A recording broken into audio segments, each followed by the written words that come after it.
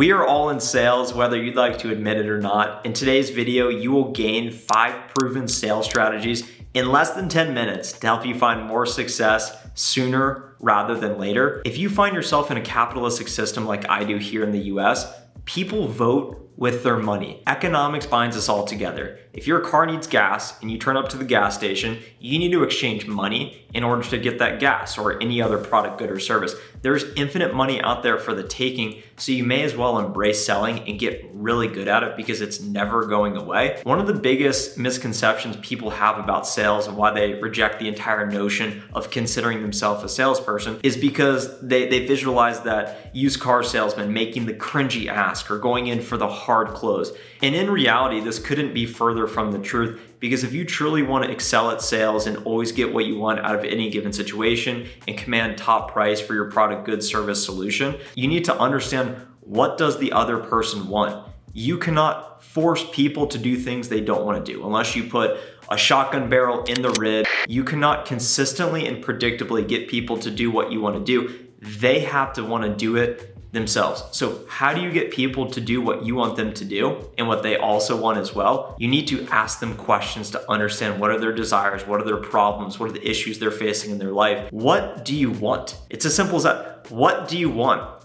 And based on what they want, you can then position your solution as a resolution to their problem. And as a result of this solution, it's gonna help you lose weight, it's gonna help you make money, it's gonna help you get in that incredible relationship. So it starts with understanding what people want. And in my 4-year software sales career, this is incredibly important to my success as a sales rep, because I need to ask targeted questions, open-ended questions, assumption-based questions. Hey, I understand as a bank, you probably care about the customer experience at these retail locations and great decision-making and making sure the employees are there doing their thing, providing great customer outcomes and making more money, profitability. You need to understand their business, how they're making money, and then ask the right questions to understand what they want. And based on my experience in my sales job, you can make more money the more expensive your solution. So if you are selling trinkets over the phone, a very short deal cycle, very transactional, or you're selling vacations or lower end insurance, it's a call. Do you want it? Yes, no, boom, close the deal. Whereas if you're selling software, the ticket price or the overall cost of the solution is much greater, which means you can make more money. So the lesson is, the more expensive the product, good, service, solution you're selling, the more money you can make. So if you're selling candy bars at a gas station, you're capped out on the outcome you can recognize in the form of income, revenue, money. Whereas if you're selling multi-million-dollar contracts to the government or big corporations, you are putting yourself in the best position by selling the most expensive solution possible to the people that actually want your product, good, or service to solve the challenges they have, which is why and how you will command top dollar. Another misconception people have about selling is that they are making money. The central bank prints money. They make the money. They print the bills, they create the digital money in the metaverse out there swirling around. You don't make money, you take money. You take money from other people. So when you start to think about it like that, your money is not actually your money, and the money that you are taking is not actually their money. It's nobody's money. And the less emotional you can become to the money, the easier it is to say, hey, it's gonna cost $100,000 for my solution. Give me your money. You are there to take their money. And an analogy I learned is that money is like water.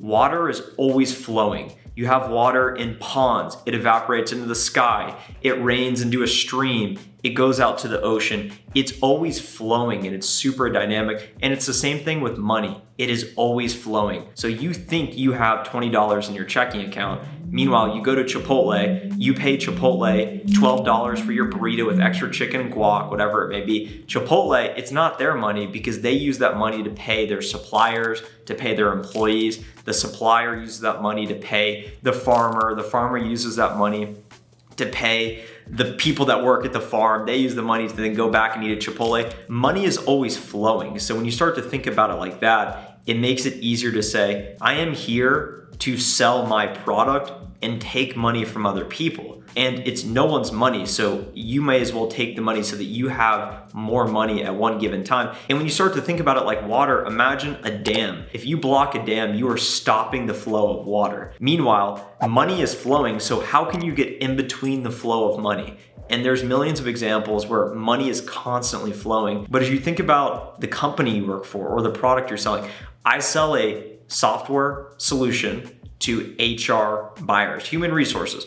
What does human resources care about? They show up at their job, they're incentivized to attract talent, to get more people hired, to retain the talent, people stay, and to develop them so that they become more efficient. They have budget, they have money. These companies are making money and they want to allocate to these outcomes. So I'm sitting here saying HR buyer here, outcome they want right here. There's the flow. They have money. I need to get in between the flow and I need to understand what do they want by asking the right questions so that I can position my solution as this is the only way to get you what you want. Another really important sales lesson to build on this idea of money flowing is to become hard to replace. Scarcity has value. Think about that beachfront property. It's really expensive because it's hard to replace. You can't just get beachfront property. It's really expensive to build there. It is incredibly hard to replace. So how can you make your solution more scarce while also being hard to replace?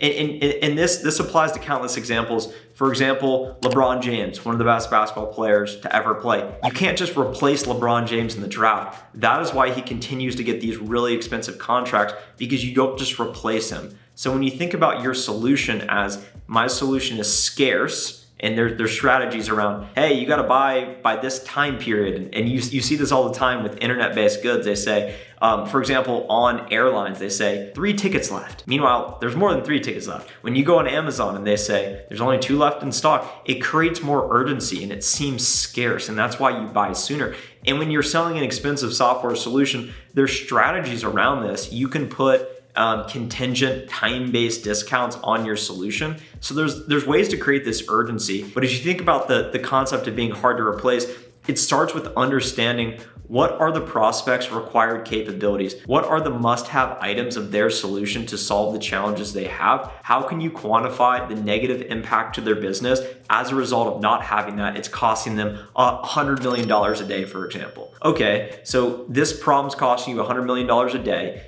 We've agreed that you need reporting, you need analytics to solve this, which is what we have. And when you position your differentiators in your solution as the way to get the positive business outcomes that they want, all of a sudden your solution is scarce and it's hard to replace, and they can't just go find another solution that does that thing. So that's applicable to high ticket items when you're selling expensive software solutions or really any product, good, service solution that's really expensive. And then an additional sales lesson here, and the final one I'll share today, is speed. Speed is everything. How can you go from idea to collecting money in the marketplace? A real life example for me is I've made close to $10,000 from my website in less than 3 months. Softwaresalesguide.com, if you want to go take a look at it. I had this idea that I have people that watch the channel that are in sales, looking to get in sales. And what do they want? They want pipeline, they want to be more successful, they want to get promotions, they want to make more money. All the things that I want as well, that I'm a chapter or 2 ahead in the book because I've done it. I've made 50,000 cold calls. So I thought, okay, how can I solve this challenge? Build a cold calling guide, really condensing all the information I put out publicly and sharing some additional best practices, putting it all in one place, going deeper on a training, packaging that together, and then putting a dollar sign on it and charging money for it so that people take it more serious and don't just watch it and skim it. It's, oh, if I paid $100 for this, I am taking it serious. So I had this idea, so I needed to take it to market. The challenge was, didn't know how to build a website, I didn't have a product, I didn't know exactly how I would sell it, although I did have distribution in the form of audience. Fortunately, because I put a lot of work building this. It was all about speed. It was about creating it, putting it to market, and just immediately going. And this is applicable to sales, because when you start a sales cycle, it's really important to go from initial meeting to getting the customer to sign or closing that sale. It's all about speed. One of the ways to simplify and get more speed is to reduce. Less is more. So reduce steps, reduce complexity, make things simple. Say, what do you want? This is what I have. Do you want this? This is what it's gonna cost. How do we get this done? Boom. And that is the key to sales. That's how I think about making money. And if you follow those lessons, that will help you find more success sooner rather than later. If you got value in today's video, hit the like button, comment down below for the algorithm, subscribe to the channel now, share this video with a friend, and have a great rest of your day. Bye.